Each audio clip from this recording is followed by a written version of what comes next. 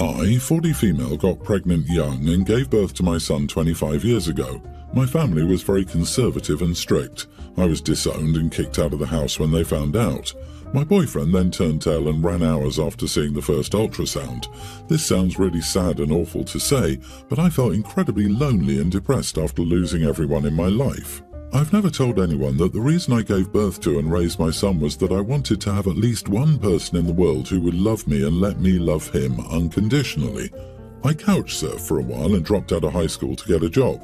I ended up getting 3 jobs just to keep my head above water. I would feel so guilty because I just couldn't afford to give my son the life he deserved. I could never throw parties, get nice gifts, or even buy new clothes. I couldn't even spend much time with him. I brought him to daycare every single day so I could work. Of course, I had no time for friends or fun. Girls around my age would point and whisper at my son and me. I also know that some strangers would constantly side-eye me and roll their eyes. Should have kept her legs closed, Yeah, thanks, I know. My life was constant work, and I only saw my baby for a second.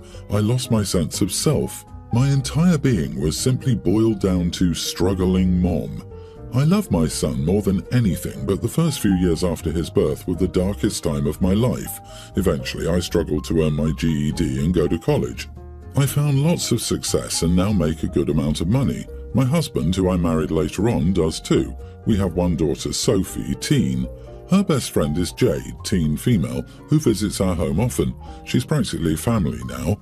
One day, Sophie asked me to go somewhere private to speak with Jade. She was sobbing on my doorstep and confessed that she was pregnant. She said she was having a hard time deciding what to do. She's tempted to keep the kid and raise it. She asked for some advice since I went through something similar. I told her everything. The poverty, the depression, and the never-ending struggle, as well as my lost sense of identity. I spared no details and told Jade that I think she'd be better off terminating. She can have another baby, one that she's prepared for in the future and can provide a good life to. She just nodded in a daze. A week later, my daughter told me Jade made her choice.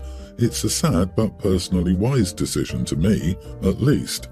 Later on, I was getting drinks with my friend group and explaining everything and how sad it all was. One of them, Abby, seemed a bit miffed. I asked her what was wrong and she said I didn't share the whole story, which coerced Jade's decision. This puzzled me and I asked for an explanation. Jade and I have had very different circumstances with our pregnancies. I was incredibly poor and had no one, so my struggle was very tough. Jade, on the other hand, has nice parents who would be willing to babysit for her. They're also rich, so they would buy most of the baby things. Her baby daddy is also sticking around and seems supportive. Abby said she understood why I had such a tough time, but Jade would experience everything differently because of her good fortune. She could have her baby and get lots of support. The fact that I painted a dark picture without considering the various circumstances was irresponsible. She says I practically coerced Jade. Now I'm just not sure what to even think. Am I the idiot? A frightened girl confided in you about a pregnancy and you later gossiped about it with friends over drinks? Sorry, what? You are the idiot for talking with friends, especially friends who could potentially judge or say something to the kid. What the heck is the matter with you? Why were you discussing this poor girl's situation which she confided to you and only you with anyone else? That to me makes you a huge idiot irrespective of the advice you gave. Yeah, gossiping about a girl the other women knew makes it even worse. Opie hated when people talked about her and judged her when she was the knocked-up teen of the story, but now she's doing the same thing to her daughter's friend. Opie became exactly what she despised like 2 or 3 decades ago. Opie is repulsive and a hypocrite. She never should have opened her big mouth about Jade's situation to anyone, ever. When, not if, Opie's daughter finds out that Opie was running her mouth, she won't trust Opie again with her life news issues either. Shame on you, Opie. There are way too many people exclaiming congratulations and too few pointing out the realities of young motherhood. You're not the idiot. I think you were honest. Your friend assumes her family would support her and her boyfriend would stick around, but no one knows that. You were asked for your input and you gave it. Regardless of their financial status, I don't think any young girl is ready for motherhood. I, male 44, have a daughter named Jamie, teen, with my ex-wife Miranda, 43. Miranda and I have been divorced for the past 6 years and she's had primary custody since then. Still, I have generous visitation rights and custody on weekends and 1 week a month, so I get Jamie about 40% of the time. Jamie and I, despite the divorce, have a great relationship, but things haven't been as easy for the last few months after my girlfriend Brooke, 36, moved in with me. Brooke and Jamie don't always get along, which I expected, but because Brooke doesn't try to overstep her bounds, I didn't pay it much mind until the last few weeks when Jamie began to go out of her way to disrespect Brooke. Last weekend I came home from a meeting to see Jamie and Brooke arguing. Apparently Brooke asked Jamie to do the dishes and Jamie responded with something along the lines of, "You're not my mom, I don't have to listen to you," which sparked an argument. After Brooke left to run an errand, I asked what was going on before Jamie gave me her version, saying that Brooke overstepped her bounds. I countered that while I agreed with her, she was still a family member, and then told Jamie that while she's under my roof, she'll be expected to treat Brooke with respect. Jamie was moody for the rest of the weekend, which I understand. However, I don't think I'm asking for anything unfair here. You are the idiot. Firstly, if your child isn't getting along with your SO, you better pay it mind. That's your kid who spends 40% of her time in that house. Brooke isn't a member of the family. That's something that comes with years of bonds. A girlfriend isn't the same, especially if she just moved in. Technically, Jamie isn't wrong. Brooke isn't her mother and shouldn't be acting as such. If Brooke wants Jamie to do the dishes and Jamie says no, that's an issue Brooke needs to take to you as the father to handle. How is asking someone to do the dishes overstepping boundaries? She's a teenager and dishes won't kill her. Jamie is staying there regularly and should help with the dishes. I thought it was normal to be asked to help out, and it was only dishes. It wasn't like the girlfriend tried to impose anything on Jamie. Jamie is just being a typical teenager and you've asked her to be more respectful. Sounds about right. Agree, OP's not the idiot. Jamie doesn't have to be BFF with Brooke, but she needs to treat her civilly. If Brooke asks her to do a reasonable chore, such as washing the dishes, Jamie should do so without the "you're not my mom, I don't have to listen to you." If she has an issue with it, she can state the issue and then you can resolve it if necessary. Is your ex remarried or seeing someone? Would she allow Jamie to treat or speak to them disrespectfully? Come on people, we've all been teenagers. She lives with her dad and his girlfriend for almost half her time. She should contribute to housework. The girlfriend asked Jamie to do the damn dishes. Her answer was disrespectful and uncalled for. She's just testing her boundaries. I'm glad you, OP, had your girlfriend's back. My brother has 6 kids. 4 of them are from his first marriage to Jane. Jane passed away when their kids were all under the age of 7. Within months of Jane's passing, my brother married Dawn. There was no affair. My brother threw himself into finding another wife and mom for the kids right after Jane's funeral, and Dawn was the second person he met who he considered. With the first, things went sour after 2 dates. Dawn was in a difficult place when she met my brother. She was out of a marriage after struggling to have kids and was facing the fact she would never be a mother. My brother, having 4 young children who lost their mother, was an ideal thing for her, and she said as much to me back in the day. Later, they had 2 children together, so the relationship my 4 older nieces and nephews have with Dawn is very different. The oldest 2 are not fond of her and do not look at her as their mother, but the middle 2 children do. All they know is Dawn is their mom and they adore her. They do not understand their older siblings prioritizing Jane's memory over Dawn. It's been argued over many times. Dawn is also legally the mom of the middle 2 now because she adopted them. The oldest 2 are now older, both in college, while the middle and younger ones are still at home. The middle 2 kids have been on their older siblings' cases a lot about treating Dawn like their mom because she's here and has been their mom longer than Jane was. The older 2 told them they didn't care about Dawn. The middle 2 kids told them they'd be left out more over time if they kept it up, and to remember how often they excluded themselves from stuff and how left out they must have felt. The older 2 told them they never felt left out in a negative way. They never wanted to be included in Mother's Day portraits with Dawn or to be part of her family traditions. Last week, I had the middle kids. They told me they wanted to do something special for Dawn for Christmas and wanted the older 2 involved, but they said no and it turned into a fight between them, with the middle kids texting the older ones regularly, saying Dawn deserves better and why are they so upset at the idea of having 2 moms and loving both Jane and Dawn. I asked them what their siblings normally say, and they told them their siblings claim not to care, but it's impossible. This is where the parental talk came in, and I explained that their older siblings have different experiences than them, and to believe them when they say they don't mind if they're left out. I said I understood they love Dawn and feel like defending her, but the older two probably feel the same about Jane. The kids took it badly and said Dawn deserves better, and the older two always upset her when they act like she's not their mom, too. When they told my brother and Dawn, both said I stepped over the line from uncle to parent, and it wasn't my place to have such a parental talk with the kids. Am I the idiot? This isn't really a parenting talk, it's a reality check. If they can't understand and change how they're reacting to the older two, why expect the older two to change?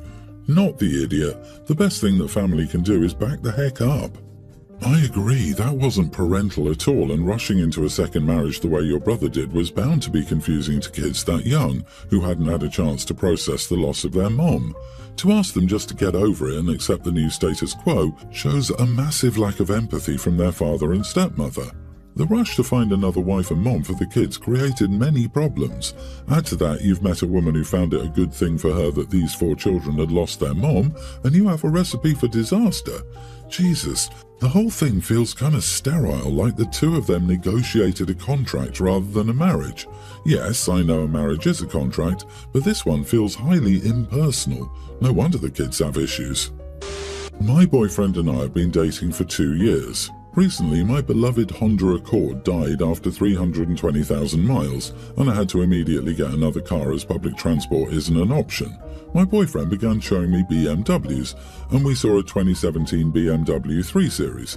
It was $26,000, which was wild to me as I could get a new car for that price. I ended up with a Toyota Corolla Cross for $14,000, and he called me boring for it. I don't care about cars, so I don't mind a boring car. Conversely, he keeps complaining that women spend too much on clothes. I have the same clothes as him, but he doesn't seem to realise it and thinks I have far more clothes and spend way more than him on clothes. Because each piece costs a lot more, I buy a lot less of them, but they last for 5 to 10 years. I have 6 cashmere sweaters that are over $200 each, but I buy one a year. I bought another one this year for 60% off, and he complained that I spend too much on these sweaters. I challenged him to figure out how much he spends on clothes versus me. We both went through our credit cards. He spent almost double what I did on clothes because he bought 14 pieces and I bought 3 this year. Because my stuff is really nice, they just last forever. For example, every 3 months he needs a new pair of jeans because of his rips. I've had the same pair for over a decade. Mine cost over $100 and his cost around $30. He needs winter boots yearly, which usually leak water by spring. My boots are 5 years old and still fine, but his boots are $50 and mine are $200. He got mad and said each item of my clothes is still way more expensive and I spend way too much per piece. I spent a long time trying to make the point to him that better stuff is worth the price and pointed out he spends a lot on his car. He has an Audi A4 and it's like $900 a month, while any car would do, so why is he wasting money on cars? But when I buy a sweater that lasts for years, is it a waste of money? Because even he admits, in terms of mileage, a Toyota will probably do more miles over its life than his Audi. He snapped back that he was not okay with a boring car and ignored me for 2 days. I feel like he's okay with spending way too much on a car because it's a guy thing, but since clothes are girly, it's a waste. But it made him angry when he saw I spent less on the girly things than him. Now I understand where all those boy math and girl math memes come from. Boy math is when you spend twice as much on pants than is necessary because you refuse to buy anything but the cheapest crap, but then turn around and insist you absolutely need an Audi because it looks cool. LMAO. Not the idiot. Your boyfriend is a dummy. LOL. Yeah, your boyfriend doesn't sound so smart. He's also trying to claim women in general aren't smart because they don't spend their money on exactly what he thinks they should spend their money on. Are you sure you want to be in a relationship with him? I'd like to know if he listens to Andrew Tate. Given his dogged determination to keep judging women by the old chestnut of women be shopping, I would be very unsurprised. I think part of the reason he didn't speak to her for 2 days about what should be a very small argument, or not even an argument, is that she had actual hard evidence that he's wrong, and all he has is misogynistic views that have no backup. How tiresome. Let me guess, he's into crypto and thinks it's what's going to make him rich, but he's buying at the top. So he's mildly misogynistic, sucks with money, talks down on your choices of clothes and cars, and either snaps at you or gives you the silent treatment whenever you're having a civil disagreement. What are his good qualities? Girl, he pouts for 2 damn days when he's proven wrong on an extremely minor issue. Lord Jesus help you when you disagree on having kids or buying a house. Worse, he's still your boyfriend, meaning he's still on good behaviour. When that wears off, he's going to be utterly insufferable. My nearly adult daughter is undeniably beautiful. She is the prettiest one in the family, respectfully, and she gets compliments 24/7. Many guys and friends she has always end up having a crush on her or asking her out. Although I'm glad she's comfortable with her looks, it becomes overbearing sometimes. Her dad calls her beautiful a lot, and so does her older sister, her friends, random guys in public, etc. She always says thank you, but sometimes I can tell she's getting tired of it. Her younger brother, a young grammar schooler, is a very sweet kid. He always calls her pretty as well, and it's sweet because he looks up to her. Yesterday, he kept saying it over and over again, and I could tell my daughter looked a bit annoyed. So I told him he could say it once and move on. He got a little upset at me and didn't understand. So I told him that she knew she was pretty and that we could also give people other compliments. Later that day, my daughter told me she wished people would compliment her more on her skills rather than her looks. I told her I understood and that there was nothing wrong with how she felt. I don't know if there was a better way to handle it. Am I the idiot? You are the idiot. He probably still doesn't understand. He's a little kid. You may have inadvertently given him the impression that calling someone pretty, or even complimenting his sister, is a bad thing. Your son is emulating what he's heard from all those around him. Have you told the others, like the father and sister, the same thing? You should not focus on just him as the culprit. This is not his fault. Hard, not the idiot. There's no order to start correcting people's behaviour, whether young or 60 years old. If you're making the girl uncomfortable by repeatedly bringing up her looks, then your behaviour needs to change. The kid was constantly doing something that made your daughter uncomfortable. You told him not to. There's nothing wrong with this. You should go back and explain why we don't place such a strong focus on women's looks in little kid language. OP, give yourself a break. Your heart is in the right place by nipping this behaviour in the bud.